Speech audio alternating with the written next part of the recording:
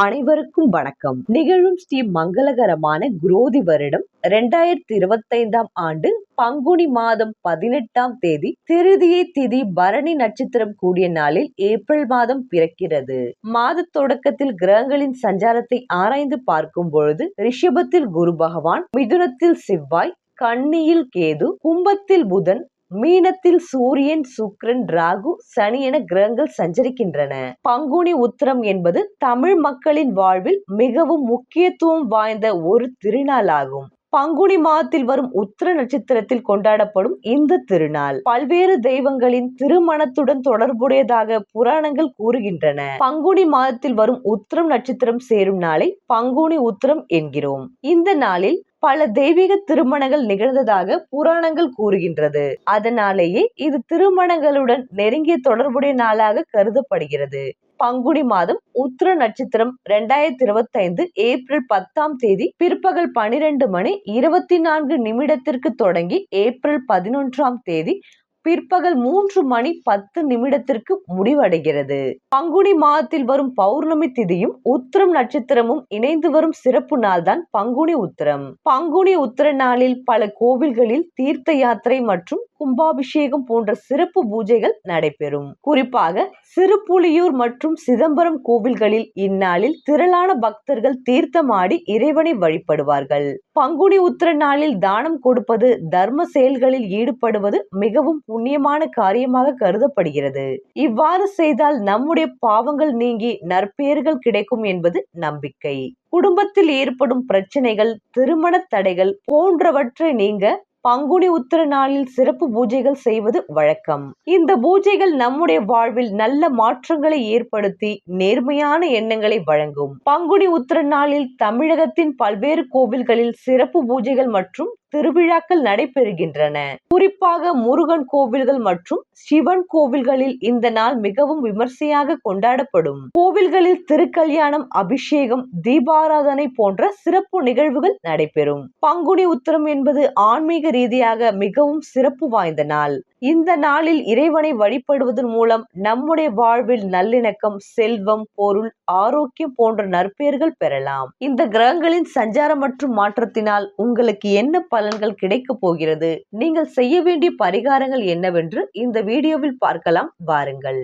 மாத தொடக்கத்தில் கும்ப ராசியில் புதன் சஞ்சரிக்கிறார். உங்கள் ராசிக்கு 5, 8 ஆகிய இடங்களுக்கு அதிபதியானவர் புதன். அவர் உங்கள் ராசியில் வக்ரம் பெறும் பொழுது நற்பலன்களை வழங்குவார். என்றாலும் பூர்வீக சொத்துக்களால் பிரச்சனைகள் அதிகரிக்கும். பிள்ளைகளை உங்கள் மேற்பார்வையில் வைத்துக் கொள்வது நல்லது. எதிரிகளின் பலம் கூடும். எதையும் திட்டமிட்டு செய்ய இயலாது. திடீரென வரும் மாற்றங்கள் மனக்கலக்கத்தை உருவாக்கும். தொழில் போட்டிகள் அதிகரிக்கும். பொது வாழ்வில் உள்ளவர்கள் வீண் பழிக்கு ஆளாக நேரும். மேலும் மீனத்தில் உள்ள சுக்கிரன் வக்ரம் பெற்று சஞ்சரிக்கிறார். அசுரகுரு வக்ரம் பெறுவது ஒரு வழிக்கு நன்மைதான். என்றாலும் உங்கள் ராசிக்கு 4 மற்றும் 9 ஆகிய இடங்களுக்கு அதிபதியானவர் சுக்கிரன் என்பதால் வாங்கிய இடத்தை விற்க வேண்டிய சூழல் உருவாகும். வாகனம் வாங்கும் முயற்சியில் தடை ஏற்பட்டு அகலும். குடும்பத்தில் நீண்ட நாட்களுக்கு முன்பு ஏற்பட்ட பிரச்சனை மீண்டும் தலை தூக்கும். பொருளாதார பற்றாக்குறை காரணமாக ஒரு சிலர் கைமாற்று வாங்குவீர்கள். பயணங்கள் பலன் தரும் வகையில் அமையாது. நல்ல பலன்கள் தேடி வர சுக்கிர வழிபாட்டை மேற்கொள்ளுங்கள். ஏப்ரல் 7ஆம் தேதி கடகராசிக்கு செல்லும் செவ்வாய் அங்கு நீச்சம் பெறுகிறார். உங்கள் ராசிக்கு 3 மற்றும் 10 ஆகிய இடங்களுக்கு அதிபதியான செவ்வாய் நீச்சம் பெறுவது அவ்வளவு நல்லதல்ல. ஆரோக்கிய தொல்லை அதிகரிக்கும். மூட்டு வலி, முழங்கால் வலி என ஏதோ ஒரு குறைபாடு வந்து கொண்டே இருக்கும். உடன் பிறப்புகளால் சில பிரச்சனைகள் உருவாகலாம். சொந்த கட்டிடத்தில் நடைபெறும் தொழிலை வாடகை கட்டிடத்திற்கு மாற்றும் சூழ்நிலை உருவாகும். பொது வாழ்வில் உள்ளவர்கள் உத்தியோகத்தில் உயர்ந்த அந்தஸ்தை பெறுவீர்கள். வியாபாரம் மற்றும் தொழில் செய்பவர்களுக்கு கேட்ட இடத்தில் உதவி கிடைக்கும். உத்தியோகத்தில் உள்ளவர்களுக்கு இடமாற்றம் இனிமை தருவதாக இருக்கும். கலைஞர்களுக்கு புதிய ஒப்பந்தங்கள் கிடைக்கும். மாணவ மாணவிகளுக்கு பெற்றோரின் ஆதரவு பெருமை சேர்க்கும். பெண்களுக்கு குடும்ப ஒற்றுமை பலப்படும். கொடுக்கல் வாங்கல் எதிர்பாராத லாபம் உண்டு. ஏப்ரல் 10ஆம் தேதி புதன் மீண்டும் மீனராசிக்கு செல்கிறார். அங்கு நீச்சம் பெற்று சூரியனோடும் சுக்கிரனோடும் இணைந்து சஞ்சரிப்பதால் புத சுக்கிர யோகமும் புத ஆதித்ய யோகமும் செயல்படுகிறது. எனவே பொருளாதார நிலை உயரும், புதிய திருப்பங்கள் ஏற்படும். நீச்சபங்க ராஜயோகமும் இருப்பதால் நினைத்ததை நினைத்த நேரத்தில் செய்து முடிப்பீர்கள். உத்தியோகத்தில் இருப்பவர்களுக்கு புதிய பொறுப்புகள் கிடைக்கும். உயர்மட்ட அதிகாரிகளின் நெருக்கத்தால் கேட்ட இடத்திற்கு பணியிடமாற்றம் கிடைக்கும். மதிப்பும் மரியாதையும் உயரும். இந்த ராசி பெண்களாக இருந்தால் சகோதரர்களுக்கிடையே கருத்து வேறுபாடுகள் உண்டாகும். சிலருக்கு கணவன் வீட்டாருடன் கருத்து வேறுபாடு உண்டாகலாம். பிரிவினையை கூட உண்டு பண்ணலாம். அது தற்காலிக பிரிவா அல்லது நிரந்தர பிரிவா என்பது உங்கள் பூர்வ புண்ணிய பலனை பொறுத்தே அமையும். ஒரு சிலர் வாழ்க்கையில் உண்டாகும் பிரச்சனைகளை கண்டு பயந்து யாராவது நமக்கு ஏவல் பில்லி சூனியம் செய்து விட்டார்களோ என்று பயத்துடன் வாழ்வார்கள். கும்பராசிகளில் சிலர் வெளிநாடுகளுக்கு தொழில் செய்ய குடும்பத்தை விட்டு பிரிந்து செல்வார்கள். வெளிநாட்டில் இருப்பவர்கள் சிலர் தாய்நாடு திரும்பி வந்து ஏதாவது ஒரு தொழிலை தொடங்கி செய்வார்கள். தீயவர்கள் சேர்க்கை, புதிய நண்பர்களின் நட்பு உங்களுக்கு தீமைகளை தரும். அவர்கள் பேச்சை நம்பி செயல்படாமல் உங்கள் பணம் பொருளை இழந்து விடுவீர்கள். கவனம். மீன ராசியில் இருக்கும் சனி பகவான் உங்கள் ராசிக்கு 4ஆம் இட ராசியான ரிஷபத்தை 3ஆம் பார்வையாக பார்வையிடுகிறார். தாய், பெண் குழந்தைகள், சகோதரம், மனைவி என குடும்பத்தில் பெண்களுக்கு சிரமம் உண்டாகும். பெற்ற பிள்ளைகள் பகையாகலாம். சனி மனதில் பயம், பதற்றத்தை உண்டு பண்ணுவார். தீய நண்பர்கள் சேர்க்கையால் அவப்பெயர், அவமானத்தை நீங்களே உண்டு பண்ணி கொள்வீர்கள். உங்கள் பூர்வ ஜென்ம வினைப்பதிவு எப்படியோ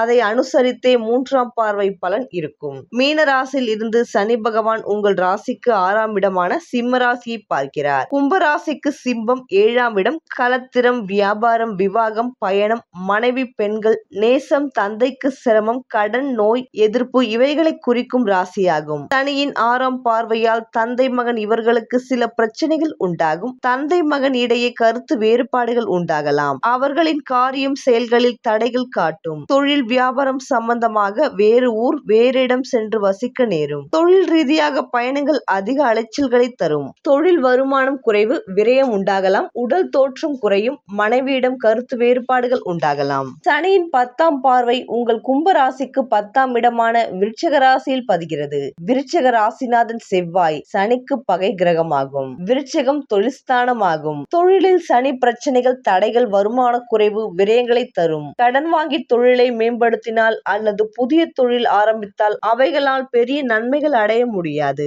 வாகனங்களால் பிரச்சனைகள், செலவுகள் உண்டாகும். நண்பர்களால் நம்பிக்கை துரோகத்தை சந்திக்க நேரிடும். அரசு உத்தியோகத்தில் இருப்பவர்களுக்கு அதிகாரிகளால் தொல்லைகள் உண்டாகலாம். காவல்துறையினர், இராணுவத்தில் பணிபுரிபவர்களுக்கு பல பிரச்சனைகள் உண்டாகலாம். ஆண்கள், பெண்கள் நட்பு, காதல் என்று கூறி மன அமைதியை குறைப்பார்கள். நட்பால் மோசம், நம்பியவர்களால் நாசம், பிறரால் கட்டுப்படுத்துதல், அடக்கப்படுத்துதல், காரிய தோல்வி போன்ற பலன்களை சந்திக்க நேரும். விவசாயம், பூமி, மனை, பிளாட் சம்பந்தமான பிரச்சனைகளை சந்திக்க நேரும். சகோதரர்கள், உறவினர்கள் பேச்சு கேட்டு காரியங்களில் இறங்கி செயல்பட்டால் பின் விளைவுகள் உங்களுக்கு பாதிப்பை தந்துவிடும். பிறருக்கு ஜாமீன் பொறுப்பு ஏற்றுக்கொண்டால் அந்த கடனை நீங்கள் தான் கட்ட வேண்டும். கும்பராசி அன்பர்களே, உங்களுக்கான பரிகாரம். இம்மாதம் வராகி வழிபாடு வளர்ச்சியை தரும்.